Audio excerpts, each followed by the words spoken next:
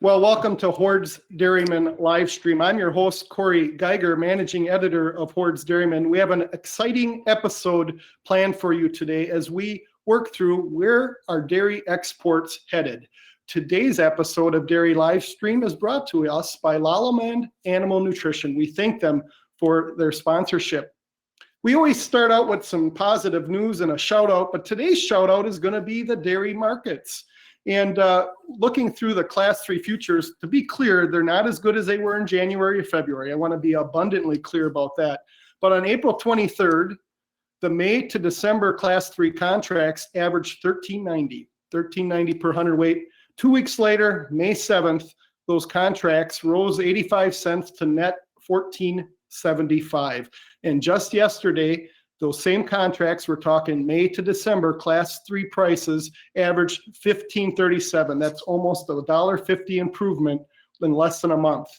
Again, that's not as good as we had in the beginning of the year, but as we also learned in last week's episode when we had Jay Bryant of Maryland, Virginia, and Keith Murford of United Dairyman of Arizona, Class 3 will likely drive the Class 1 beverage market throughout this year. Before we introduce our guests, we're going to have our polls are going to be themed to dairy exports. And our first poll question is Jim Baltz from the University of Illinois. Our producer puts that on the screen. Our question will be, how many days of the week does a U.S. dairy cow's milk go towards filling U.S. dairy export orders? So go ahead and answer that, audience members. And this will serve as a great backdrop for what we're talking about. So we'll go ahead and wait for people to enter here. We got 32% of our people have already voted, and we're going to do these quick today because the next 3 poll questions are going to have the same multiple choice answers. So go ahead here, Jim, when you're comfortable, and close the polls. And 45% of you got the right answer. It's 1 day each week, roughly 15 to 16% of milk goes for U.S. dairy exports. The other numbers are a little bit high, but we certainly aspire to get there as the U.S. Dairy Export Council continues to go through its next 5% plan. So with that in mind, let's turn to our special guest for Dairy Livestream program. It's a real treat to have a pair of experts when it comes to dairy markets and dairy exports. First, we're going to welcome Butch Spaeth to Dairy Livestream. Butch is the acting branch chief and director at USDA's Agricultural Marketing Service. As part of that role, he oversees the dairy market news.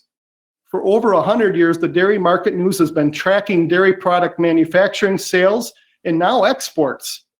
Butch, we really appreciate what you do for the industry, and I want to tell all our viewers that most of you, what the numbers that we see quoted throughout the industry really originate from the dairy market news. So Butch, tell us what you've been seeing in domestic milk production and export and information in here in the recent months and weeks and days. Butch?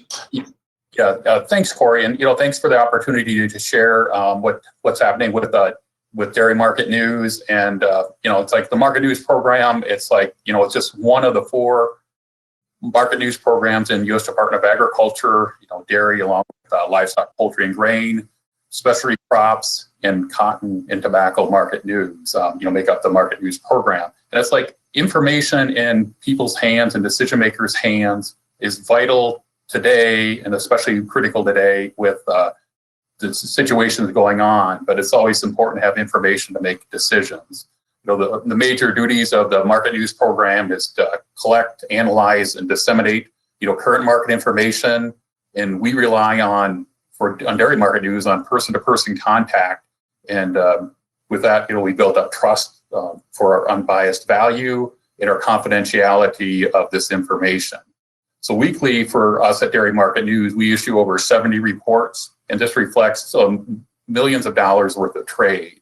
And for market news as entirety with our other programs, over 1,000 reports per week.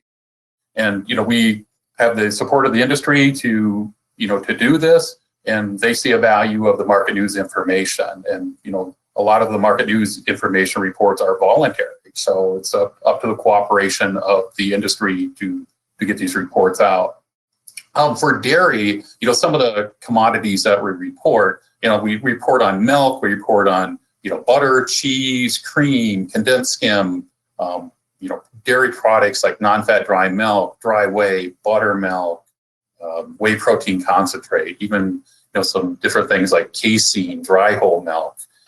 We also do some other reports on organics. We do retail reports. We can do things like farmers market reports. And we also report in different areas of the country. You may just think of, well, you hear market reports on the US, but we also do things out of Europe. We do reporting out of Oceania, catching Australia, New Zealand, and in South America. And I want to talk about a little about what's in these reports. And it's really what's happening right now. You may hear reports about from other agencies about what has happened, but we're talking about what's happening today. We're talking about what's happening this week. And so we're wanting to come up with current commentary, current prices on first sale, FOB plant or dock. And we try to use plain language so it's easy to explain, easy to understand, and explain the prices we collect and just whatever else we feel that would be useful to our users of our information. So this could include, supply, demand, production, stocks, market tone, and other times secondary information. And this could be from sources like National Ag Statistics Service on milk production, dairy products, and then I'll explain in a little bit about Foreign Ag Service on some export data. And how do the reporters do this? I mean, we're talking, we as dairy market news reporters are talking to trade contacts in the United States and throughout the world to collect the latest market information. And this is used to serve, provide current information for farmers, producers, processors, users, traders, and even government decision makers. I was reminded this morning about how some of this information is being used in, some of the current government programs that have just come out in the last couple of weeks. So the information is vital to the industry. And, especially when you've got disrupted, supply chains and, current market information and timely information just helps get things straightened back out. And we talk about where, people can find the information. We are a free service. Corey's going to have, our website information up a little bit later, email contact information. So please contact us. I mean, one thing you could do if you Googled USDA market news, your screen's going to get filled with a lot of market news links. And you also see market news reports in the Horde's Dairyman, your farm papers, trade papers, other people's websites, maybe it's your cooperative's newsletter, it's going to come across with the information. Specifically on some of the export information that we include, we also do real-time information. We do some secondary information. Talking about the real-time information, whether a product is going to be staying here in like the United States or local country or exported, that's going to be included in our price range because like non-fat dry milk could be sold domestically, it could be exported. We're going to have in our commentary about what's happening in the export markets, and if export demand is picking up for whatever reason, what stocks are doing, things like transportation costs, how it's impacting. It could be in country, it could be fuel costs, port issues, trade routes, issues with containers. We also track currency values that could impact, the trading value of a commodity, could make it more expensive or favorable for certain countries to trade with each other. We'll talk maybe some big picture items on like trade agreements, tariffs, how they impacted the market. We may be competing in the United States with another country that has a trade agreement that allows a certain amount of product in during a certain time of the year where it may be hard to compete with that country. So, and just any other challenges. And for some of the secondary information, we rely on our partners like with Foreign Ag Service. They've got the Global Agricultural Trade System, it's called GATS. And so they pick up monthly information and, we do some extrapolation and get year-to-date totals. We do things like report the top 5 countries on products such as like butter and cheese and non-fat, dry, whole milk, dry whey protein, and lactose. One of the limitations of the data is just some of the timeliness of it. And it's nothing, and it's just because of calendar. It's just how things are. It's like, on May 5th, the latest data was for March of this year. And it's like, well, a lot of things have happened between March and May of this year. And I think a lot of people maybe were surprised by the export volumes that were reported. For example, like non-fat dry milk in March was 4% above a year ago. January to March data was up 13%. But we also talk about what in our reports about what's happening currently. And it's like, COVID, milk production, lack of other products. We saw definitely an increase in non-fat dry milk production. But also what we do too is with Dairy Market News, we reach out to some of our, in other countries too. It's like in the EU, there's export data available from the EU Commission, UCLA, CLAL, and then in Oceania too. It's like for our reports, it's useful for users to see things like out of Australia, like our counterparts at Dairy Australia, that are putting out some good information. And then also in South America, the Brazilian government, Argentina, and Uruguay have sites where they list their dairy exports. And Corey asked me too, just to talk maybe like some big items that have happened in the dairy markets. And, even like last week, some of the speakers were talking about, still having problems processing all the milk. And I know last week it seemed like late that a lot of that had changed, where people were dumping milk. It seemed like that has stopped, or, from what we heard, it stopped. Not that there can't be some still going on. So some of the measures to slow have worked. But also on the demand side, it seemed like there's also some increased demand. I mean, if you follow the cheese prices, we saw a big bump last week. I know the cheese price closed yesterday at the block at the CME at 149.25. So, improved demand at the lower levels at $1 bought some buying interest. And then also like things like the USDA purchases of cheese. And also hearing this week, cream's getting tighter with things like ice cream and cream cheese picking up seasonally. And the food service orders, it seems like the needle's moving a little bit. I know there's some restocking going on, and we, realizing too, there's challenges in the food service market with the current situations there. But exports, we're hearing, probably from the sources, lower volumes currently, but some people are taking advantage of lower prices that are happening. But, that will probably make for lower overall values for, these months too down the road, just with the cost there. And just some big picture things in Europe, a lot of the same challenges here as in the United States. And, they're working on some milk production planning versus,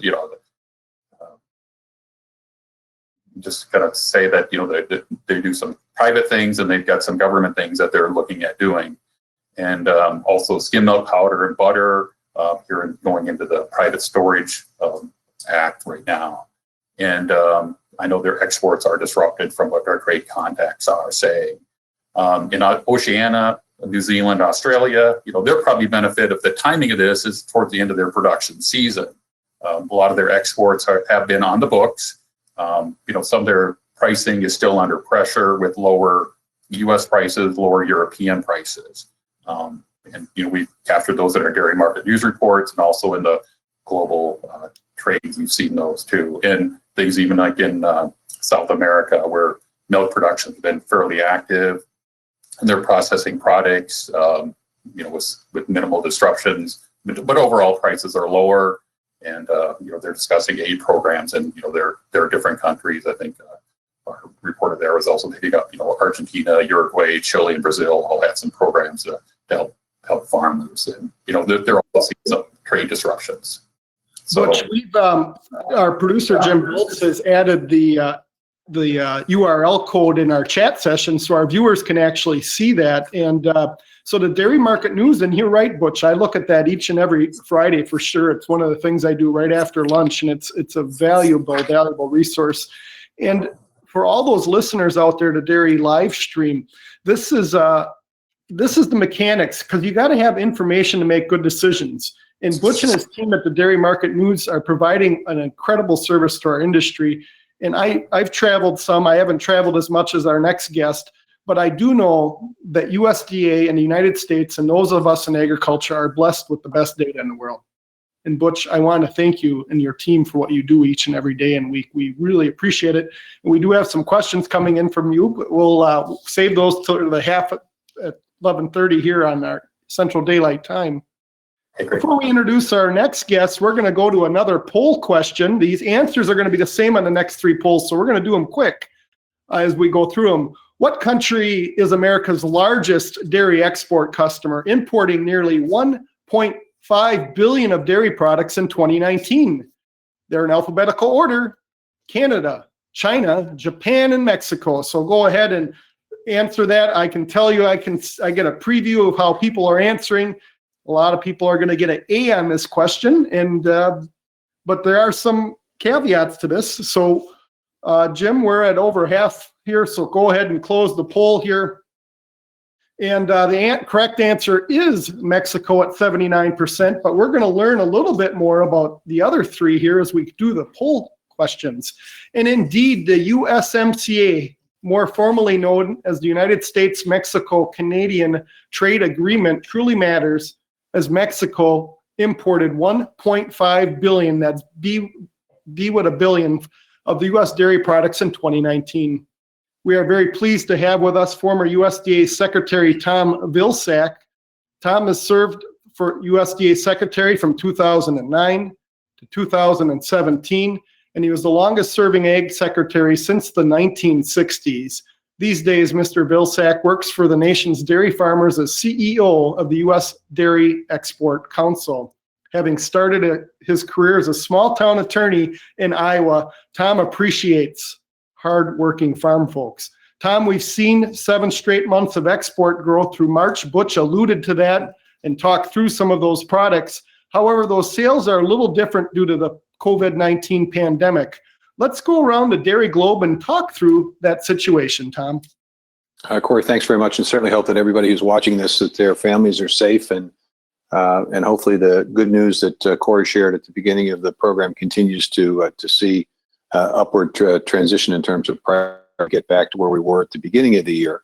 A lot of opportunity at the beginning of the year, a lot of optimism. The USMCA, the China 1 phase agreement, the Japanese phase 1 agreement.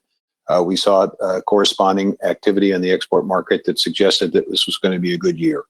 Virus comes, total disruption of food service globally, impacts and effects everywhere. Deep concerns right now about Mexico. Their economy was not strong to begin with. Their oil economy was particularly weak because of the Saudi and Russian oil dispute. So we're keeping an eye on Mexico, anticipate and expect that we may not see quite as robust activity in our number one market as we have historically. Anxious to see if our opportunities in China continue to expand. The reality is that we did see some movement on terms of whey and the whey complex in China as they rebuild their hog industry. Hopefully the phase 1 agreement continues to stand, and that the back and forth over the virus and the various transactions between our leaders of China and the U.S.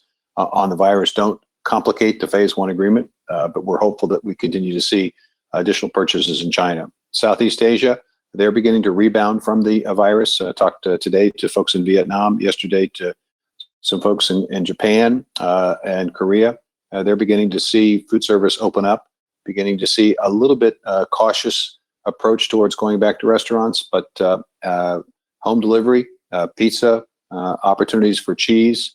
The reality is our cheese price is still pretty competitive, and as long as it remains competitive, I think there are chances for us to continue to see some growth there, notwithstanding the virus. Anxious to see the impact in Japan on the virus, on the economy. Obviously, the Olympics were canceled, so the opportunities that we saw in 2020 in Japan may not be quite as robust.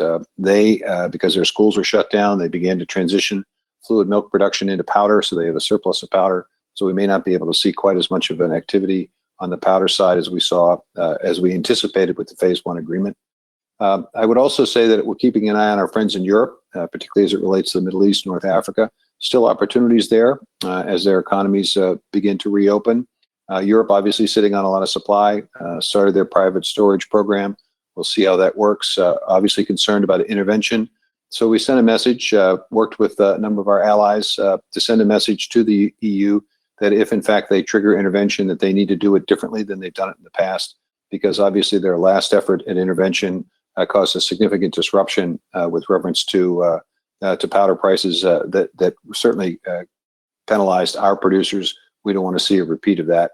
Last comment I would make in the interest of time is the USMCA keeping an eye obviously on the implementation date of July 1, which is good news. That begins to start the clock on the expiration of Class 7, which Canada has used to, again, provide an advantage for their producers at the expense of our producers on the powder side.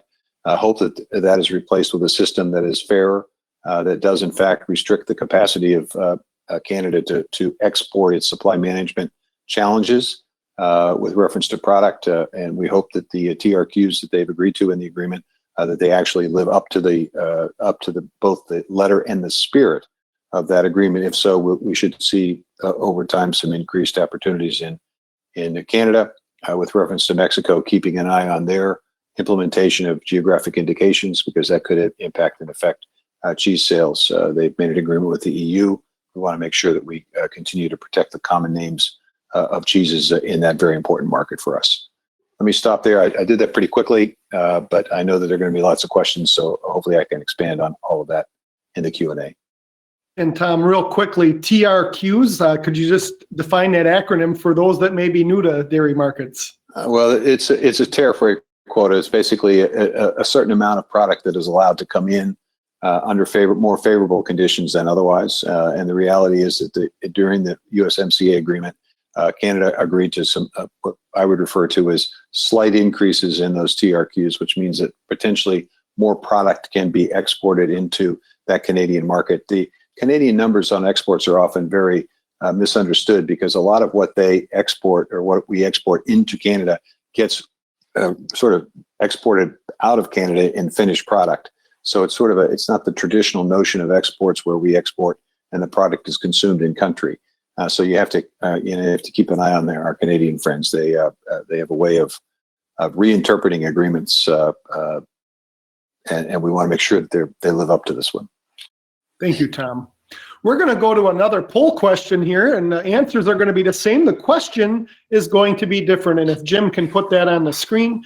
What country is the world's largest cheese importer? Canada, China, Japan, or Mexico?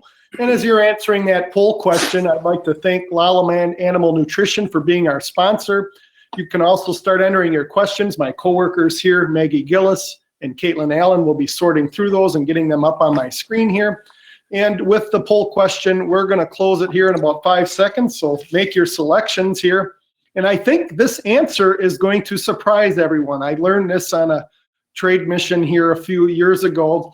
The audience thinks 43% Mexico. The second best answer was China, but it's actually Japan. And about 2 decades ago, cheese consumption in Japan was almost non-existent. These days, per capita consumption is about 5.3 pounds per person. And most of that cheese is imported. So the Japanese market's growing about 5% annually. Secretary Vilsack alluded that the Olympics will not be happening this year. They probably would have been selling more cheese had it been for the Olympics. But bottom line, the Japanese market has tremendous upside. Remember, the US is eating about 38 pounds of cheese a year. As for China, it's where Japan was about 20 years ago, at about 0.2 pounds per capita each year. Asia simply is ripe for growth for dairy products. Mark, we've learned a great deal from Butch and Tom. Their insight was credible. What would you like to add on this dairy product export conversation? Well, I thought I might make just a couple of comments about some of our major competitors for those export markets.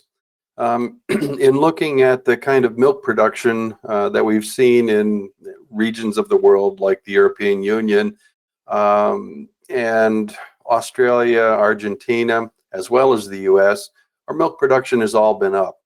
New Zealand is a bit of an outlier there. They've had some poor weather conditions, and they're at the tail end of their production year. But collectively, those different regions of the world are up about 1.4% in the last reports that we've had on milk production. So Milk production is picking up steam in responses to the better prices that we're seeing around the globe in the last quarter of 2019 and the first couple of months of 2020. We've also seen that some of our major importing countries have been experiencing currency problems. Secretary Vilsack talked about that a little bit with Mexico. Mexico has had a peso that's devalued about 20% relative to our dollar, and even Russia about the same amount. We don't export a lot to Russia now, but we have in the past. And when we look at some of the other countries of the world, including those exporting countries, but even countries like China, the US dollar has been strong relative to those other currencies, and the others have weakened a bit. And I think this is one thing that we've seen back in 2008 and 9 in our previous recession, that we had trouble in our own country, but we look like a safe harbor relative to the rest of the world. And as those investment dollars come into the US, it keeps our dollar relatively strong, makes it a bit of a headwind for us to be looking at exporting products. But as Butch had mentioned, we've had some prices on our dairy products that have been good relative to the rest of the world. In fact, our low prices on products like butter and powder and cheese has meant that we have had an opportunity for some of those exports, despite the fact that our dollar's been somewhat stronger. The EU prices for exports or for product prices have converged on ours fairly quickly, but New Zealand's remains pretty well above it at this point in time. And I think that we'll see that gap probably close in the not too distant future. So I think we've got some export opportunities, but it is going to be a difficult time period doing that in face of the economic climate that we're looking at. And that's, I guess, what I would like to say, Corey. Thank you, Mark. We're going to go to our final poll question. The answers are going to be the same again. What country is the world's largest dairy product importer? I'll give you a little bit of hint here. There's a different answer for every question here, so that should help the audience. That answer is coming in extremely strong here. And so we'll probably just do this one for about 6 to 7 more seconds and remind everyone that Lalama Animal Nutrition has brought to you this program today. And I'm Corey Geiger, Managing Editor of Horde's Dairyman here. So Jim Baltz, why don't you go ahead and close the polls here? And 81% of the people got that right. Indeed, China is the world's largest dairy product importer. And Andy Novakovic, welcome back to Dairy Livestream. The last 3 poll questions tell us a great deal about global dairy product exports. Whenever I'm sharing news with dairy farmers, I come back to 3 things. Mexico is America's largest dairy product customer. Japan is the world's largest cheese importer. And China is the world's largest dairy product importer. Remember those big 3 when we have these conversations. And Andy, what have you been seeing? What I kind of like to focus on is really the customer side. I started paying attention to dairy markets as opposed to dairy cows, which I was intimately familiar with at a young age, in the 1970s. And back then in the 80s, if you ask somebody to talk about global dairy markets, they would be pretty hard pressed to go very far. Who's the biggest milk producing country? Who's big in cheese? Those are not questions that we asked ourselves. When we opened up dairy trade in 1996, suddenly we started to learn a lot more about what was going on in the world, but our focus tended to be on other major milk producing countries. And so we became aware of New Zealand, we became aware of the EU. We started to think about specific countries that were really competitive in certain products like Irish butter. And the pitch that I'm going to make, and it really coincides with the questions that Corey has framed, which I give him credit, he came up with those all by himself. We're all focused on importing countries. Who's the biggest one of this and who's doing the most of that? Secretary Vilsack also, when he was doing his walk around the world, focused on our customers. He didn't tell us what was going on in New Zealand. He didn't tell us what was going on in Germany or the Ukraine or Argentina, which is all important. But I think the point that I would make is to be successful in exporting, sure, we got to know what our competitor's doing, but really the focus should be on our customer, and gaining more intelligence, more insight about those customers is going to be, I think, key to our success. And it's the Secretary didn't particularly mention this, but he knows very well, as do you, Corey, that Usda has been trying to expand its presence of people who are on the ground in foreign locations to bring in that market intelligence and share with the members of Usda. And I think this is key to understand. We have a lot of pride in our products, but just like any business, we have to sell what people want, not convince them that they should like what we like ourselves. And especially when you go around and look at customers in different countries, you have to realize there are a lot of folks in Asia. American food is ethnic food. It's not like, the normal thing that you get. And so I think this is really key to understanding what our opportunities are and where we're going. There's a simple proposition in marketing that says value increases with the quality of the product and decreases with the price. And of course, this is value from the perspective of the buyer. And I think that also comes into play as we think about the U.S. dairy industry's opportunity. We have a lot of products like powders that have done very well in export markets. And a lot of that is kind of hard to differentiate, how our skim milk powder or our whey powder is just so remarkably different than powder coming from New Zealand or someplace in Europe. And that proposition gets locked in a lot more about price. That's why we don't see a lot of price variation. When you look at Butch's reports, you don't see a lot of differences between prices in Europe and Oceania and the US on the powder side. But when we start looking at products like cheese and a few others, then you start to get into the quality dimension a lot more. And I think that's going to become a lot more the interesting proposition for us as we go forward. The other thing is we don't just sell products. We sell services. We sell customer relationships. We sell an identity. Wisconsin is a state that has invested heavily in creating a Wisconsin identity around its lead product of cheese. New York is proud of its yogurt. Other places can pick as they like, but the point is that creating an identity for a U.S. product has been a bit of a challenge for us. For a lot of the world, they don't really have a sense of what does it mean to be a U.S. cheese or a U.S. anything else. And so I think that increasingly is going to be one of our challenges. The other thing that I would throw out there is that having a strong relationship with folks in the U.S. can be a great leverage for us. A good deal of what we've seen in terms of U.S. success with exports has been what I call the following your customer. We sell mozzarella cheese in all kinds of places, not because there's folks sitting around wanting mozzarella cheese, but because they want to eat at a pizza chain that has a U.S. origin. We sell processed cheese in places that want to go and experience a U.S. hamburger with the cheese on top. That's an important part of it. So part of this is leveraging our domestic success into an international environment.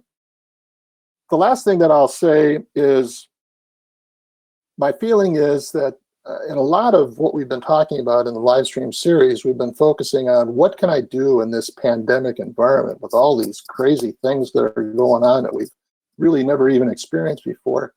And my sense, which I would throw out there certainly for the rest of the panel to comment on, is this one really feels to me like when we talk about exports, we need to play the long game and not get too hung up in what am I going to do about the immediate whatever it is, but to just stick to the long-term game plan and keep putting American products out there as a desirable proposition from the standpoint of both the quality and also the affordability. And I guess my parting comment is I think in the current environment, sometimes we're a little conflicted about whether or not we really think that being a part of a global market is such a good thing. And I would just say, think about Corey's first question. Which day of the week did you want to give your cows off because you lost a global market? And I think, we can debate the pros and cons of this country or that, but the fact of the matter is trade is making our pie bigger. And if we didn't have it, we'd have a smaller industry. So thank you. Andy, that is so well said. That is so well said. and relationships matter. And I think as we open that up, the questions here, we're going to turn to what Andy's comments were in relationships matter. And obviously things are being handled a little different than COVID-19.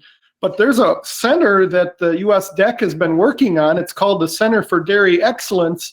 And Tom, why don't you talk a little bit about that platform and what you're doing and what could be the biggest dairy market in the world, in that region, I should say. Well, to build on Andy's comments, the USDEC has over the last couple of years tried to deepen its presence in every single market. 3 strategies. We wanted more people so that we had a better understanding of the market, more people to also develop the market by understanding precisely the customers that were available, training and educating folks both on the retail and the food service side, and doing partnerships with the universities to create new products and new applications that would be timely and appropriate for that particular culture or that particular location. And also doing more promotions, working with outfits like Costco and other entities to basically get American products out and about, if you will, to get people to experience the versatility, the functionality, the taste, et cetera, of our products.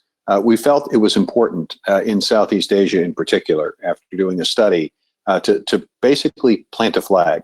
For far too long, the rest of the world conceived the U.S. was in the export market only to deal with surplus product, that it wasn't really sincerely engaged or involved in exports. We wanted to send a clear message that we are in it for, as Andy suggested, the long haul. And one way you do that is by having a physical presence that operates 365, 24/7, showcasing the U.S. dairy farm story, the sustainability story, the safety story, the functionality story, and creating a platform and a place where we could utilize a test kitchen, sensory panels, et cetera, that our members could use as they try to make the case to potential buyers in Southeast Asia. Why Southeast Asia? Very simple. Growing middle class. Phenomenal numbers of new potential consumers that will be interested in the American dairy products, and use that as a launch pin, if you will, for doing additional business as well in North Asia. Why Asia? Again, middle class consumers. There will be 10 times the number of middle class consumers in Asia over the course of the next 10 to 15 years as there are people in the United States. So while we're going to continue to sell a lot of product here in the U.S. and continue to be obviously very domestically focused, obviously continue to pay a lot of attention to our #1 market in Mexico, we need to complement that with expanded efforts in Asia, starting in Southeast Asia. And hopefully that expands and allows us to promote in China, Japan, and South Korea and Taiwan.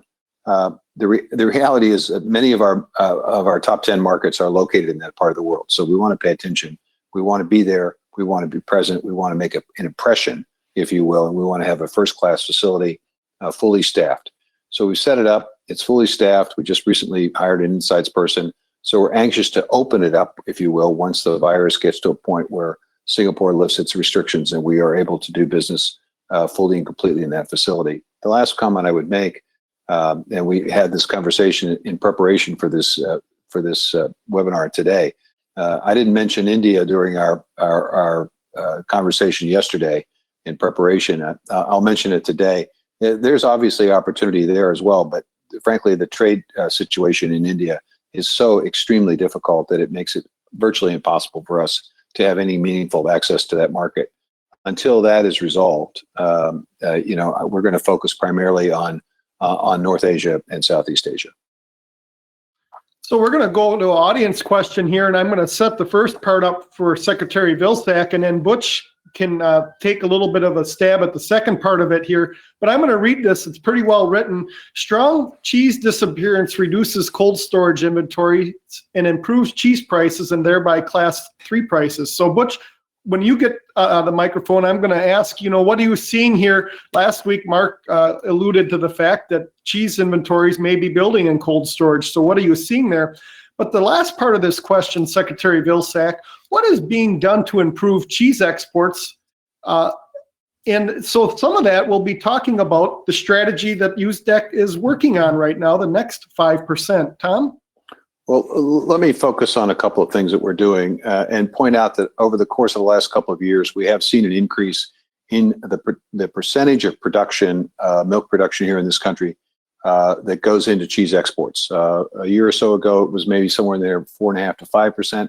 Over the last 12 to 15 months, we've seen it at 5.5%, 6% of cheese production. You mentioned powder earlier. We're about 70% of our powder is exported. So obviously, the more cheese we are able to export, the better the prices are going to be. So we understand that. So we're focused on creating promotional opportunities. I mentioned Costco. We have a partnership with Costco in Japan, in Korea, in Taiwan, and in China. In those promotions, basically, we work with Costco and their members to provide samples, to provide recipes, to provide information that would allow people that are in those facilities to want to sample, to want to buy, to want to utilize American cheeses. We had a sampling program just before the virus hit in China. They get about 5,000 customers a day into that facility. We had 9,000 samples that were utilized in a single day during the course of that promotion. So it's obvious that people were interested. We're also now going to begin to spark a similar program in Mexico. The second thing we're doing is working with general localized retail stores to train their behind-the-counter personnel to be able to be spokespersons, if you will, for U.S. cheeses, to be able to suggest the utilization of U.S. cheeses and U.S. yogurt and U.S. ingredients in a variety of different recipes and in different factors. Third, we have partnerships with food service. We look for ways in which we can encourage the Pizza Huts of the world and the Domino's. An example of that is an effort that is currently underway in Japan to essentially put 2.2 pounds of cheese on a pizza. It is something that the Japanese are excited about. I don't know how you hold a piece of pizza with 2.2 pounds of cheese on it, but it drips off the pizza. They love it. This is a promotion that obviously is going to continue to encourage utilization. And finally, we want to build a cadre of leaders in the food industry and in chefs throughout the world that understand how to utilize U.S. cheese and the benefits and the great value that we now see. One of our U.S. cheeses won the World Cheese Contest as the best cheese in the world last year. We had 137 medals that were awarded to our various cheeses. So we want to basically educate. So we have a partnership with culinary institutions in places like Japan, in South Korea, and in Singapore, where we're working with folks to basically educate them as they go through their chef training, as they go through their food industry leadership training about U.S. cheeses, so that when they leave that training, they understand and appreciate how versatile, functional, how taste, value, et cetera, safety, and that the cheeses that are being produced are top quality. Last point on this is the ability to also link our sustainability message. The reality is the U.S. dairy producers are the most sustainable producers in the world. They have an internationally certified animal welfare standard. They are with their Canadian counterparts, are the only dairy producers in the world that actually reduce their emissions. Over the course of time, they produce more milk with less water, less land, less inputs, tremendously efficient. They've got a sustainability story, and that's going to allow us to sell more product in the future because people around the world are becoming very, very concerned about not where their food comes from, but also how it was produced. And when Tom talks about that pizza, I think everybody needs to appreciate context. In the United States, if we were going to go celebrate something, maybe we'd take my family out for a steak dinner and a nice evening. In Japan and many of these Asian countries, it's a pizza event, and it's a big deal to get the family, they get dressed up and they go out for pizza. So what he's talking about is so real. We'll remind everybody that you can ask questions in the GoToMeeting webinar control panel. And Butch, so what are you seeing on cold storage? And the other thing is, there's so many specialty cheeses out there. How do you track all them and put that information in usable format? But let's focus more on cold storage right now. Well, the cold storage, from what we're seeing, like on a week in, week out basis, really, some of those trends probably haven't changed as much yet. And, some of the cheese probably has changed hands. We've seen, the dollar block cheese has stimulated some sales. But, that's staying in a cold storage facility somewhere. How that's accounted for may be up to interpretation. But we are seeing, improved, as far as the make of the type of cheese. If somebody has a cheese plant has a supply contract, they're, scaling back to whatever their orders are, trying not to make extra if they can avoid it. Or if like an Italian cheese plant is now seeing better orders, they're ramping up their production. So they're trying to balance it with the milk that's coming in if they have that option. So, but overall, I would say from what we're seeing, maybe a slight decline in the cold storage, but I think overall you're not going to see a big trend cluster until some of the things get more balanced as it is.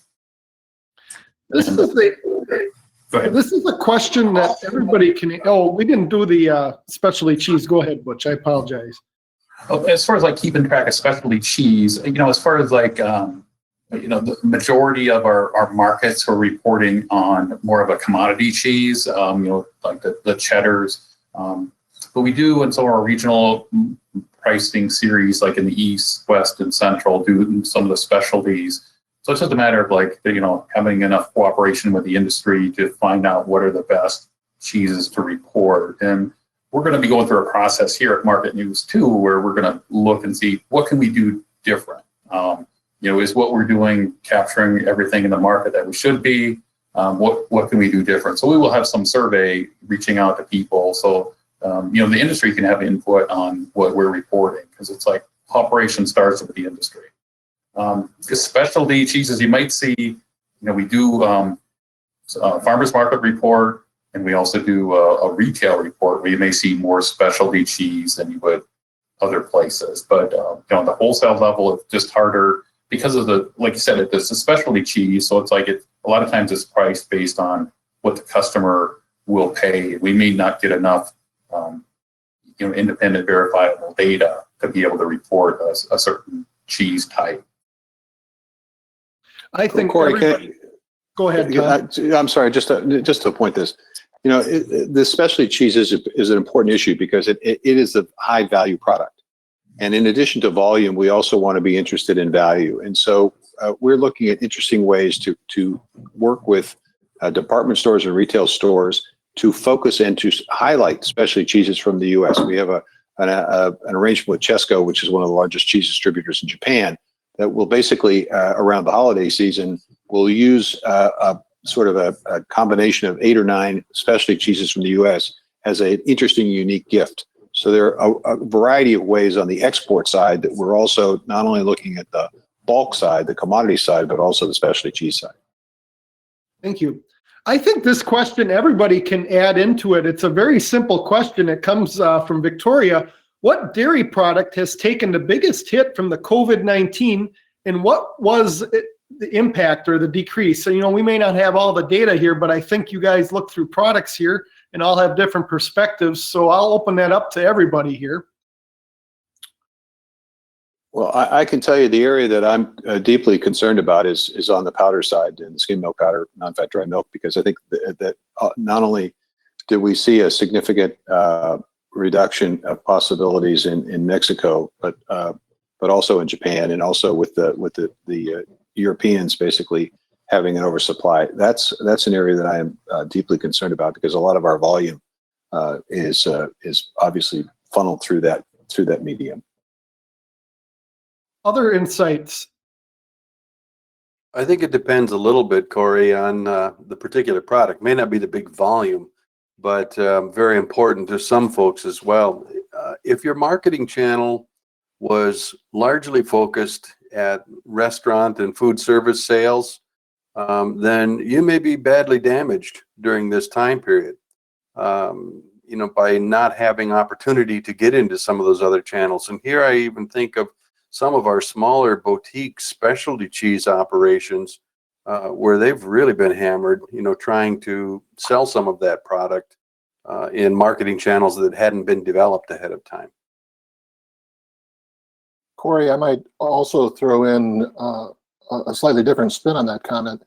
There, as Mark says, where it's been really tough sledding is if your primary customer is food service or institutional use, schools, that sort of thing. But and you think about what's big in that. Well, processed cheese is gigantic in that sector. Mozzarella, pizza cheese is gigantic in that sector. Mozzarella has been softened a little bit because frozen pizzas and home sales have actually helped offset. And a lot of the pizza industry is oriented towards takeout anyway. So curbside delivery kind of models fit in pretty well. So the damage there hasn't been as stark as it has been for some others. In the case of processed cheese, the kind of early indications that we've seen so far are that production of processed cheese actually is kind of held up okay. But I think there's a distinct possibility that particularly cooperatives are making barrel cheese and block cheese, but they don't have a commercial customer for it. And so they're putting it into storage. You know, that's one of the reasons why I asked the storage question, and kind of kicking the can down the road, hoping that, you know, markets will open up and they'll have a commercial sale going down. So looking at a production report isn't going to necessarily tell you what the commercial sale is, and that's why we got to pay attention to stocks. Butch, anything to add on that front?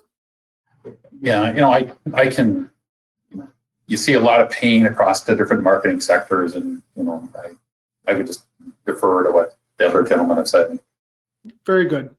You know, we talked about this, and as our viewers know, we do may or may not know, we do a dress rehearsal each and every week. And during that, Secretary Vilsack shared a great story. The question comes in, is packaging identified as product of the U.S. and foreign countries? And it's a really good question. And some of this comes down to boots on the ground. How much time and energy do you have?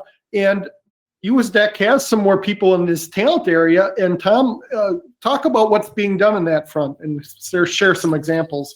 Well, part of the opportunity to increase cheese sales is to make sure that people understand and recognize American cheese when they go into a store.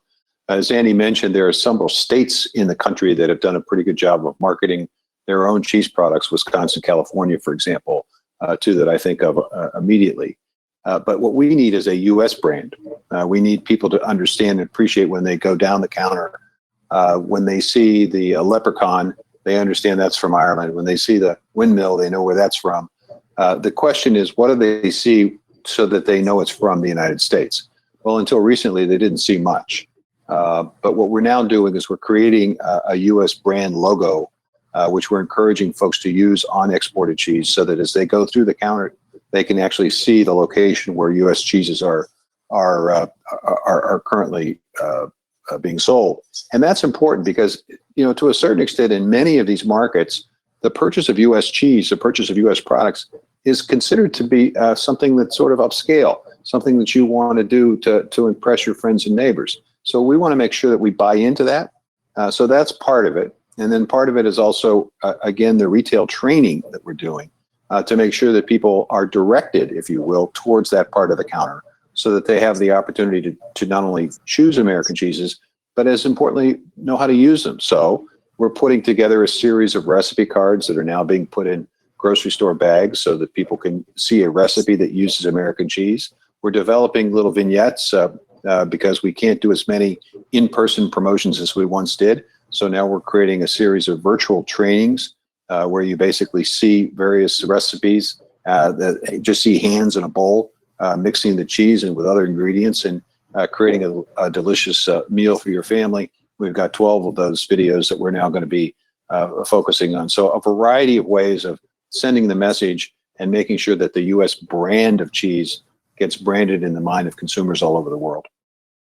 You know, one of the things we're talking about cheese and we're talking about a level playing field here, but one of the headwinds that's flying in the face of our dairy product exporters in the United States are what we call geographical indications. And can you expound on this and how we're going? And this is a little bit more of a trade issue, but it does matter when we're trying to sell products to other customers. They want to know that there's common nomenclature here. Absolutely, and they want to make sure that that they have access to what they commonly refer to as a mozzarella cheese, Parmesan, or provolone, or whatever. So we've helped to fund the Consortium on Common Food Names, which is a coalition of a number of products that are now working in various markets to protect common names. So in Japan, in Mexico, for example, as part of the work of the Common Consortium, we were able to encourage the USTR, Ambassador Lighthizer and his team, to negotiate a side letter of the USMCA agreement that essentially created for the first time ever a list of cheese names that the Mexicans would agree and the US agree are commonly named, which means that they shouldn't be subject to the creation of a GI, of the ability of the European Union in particular to try to monopolize the use of that cheese name. Because if you're making Asiago cheese and you are prevented from using the term Asiago, it's very hard to market it by saying, well, it really is Asiago, but I can't call it that. So that list now protects all of those cheeses on that list with reference to the Mexican market. And we're doing the same thing in other market areas with negotiations, with an effort to also push back when our European friends do make an application for a common name. We are challenging those assertions that they are entitled to a protection.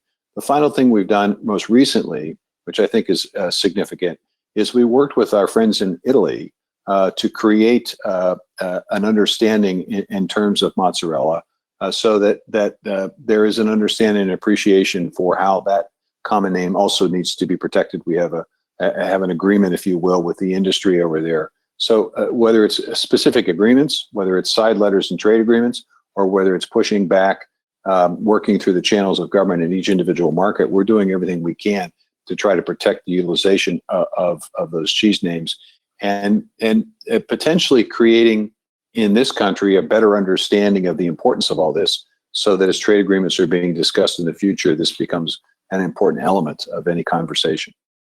And one of those trade agreements could be the United Kingdom now that they've left the European Union. Well, those negotiations got started, and we basically, was on the list of things we asked USTR to be sensitive to. You know, I'm very interested to watch the negotiations between US and UK and the UK and the EU. The concern I have is that the UK is going to try to use and the EU off of each other in negotiations to see which of the two deals they can get some leverage and some benefit. But if we get a free trade agreement with the UK, they are huge consumers of cheese, huge consumers of imported cheese, a lot of which is currently coming from the EU, which potentially with the right type of agreement could come from the US.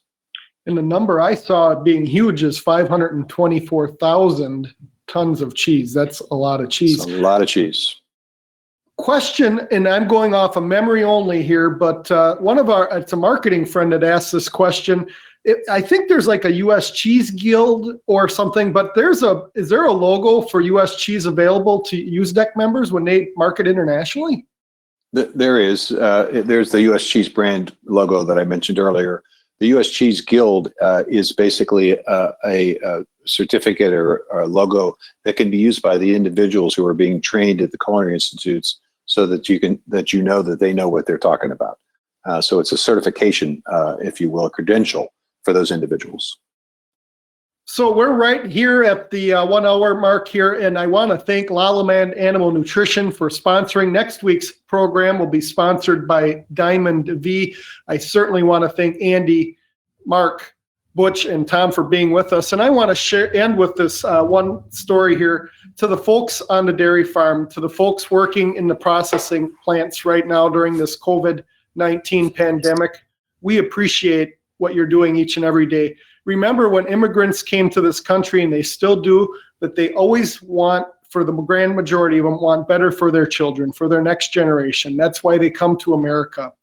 And on a trip to Vietnam, I really came to appreciate that.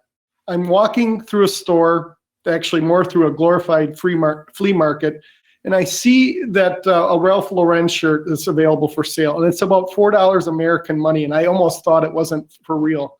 Then I understood that they're making them there. And then as we go into grocery stores and see things and change perspective on what a mother or father would want to do and want to buy for their children, it's not necessarily fancy clothes or toys, it's good food.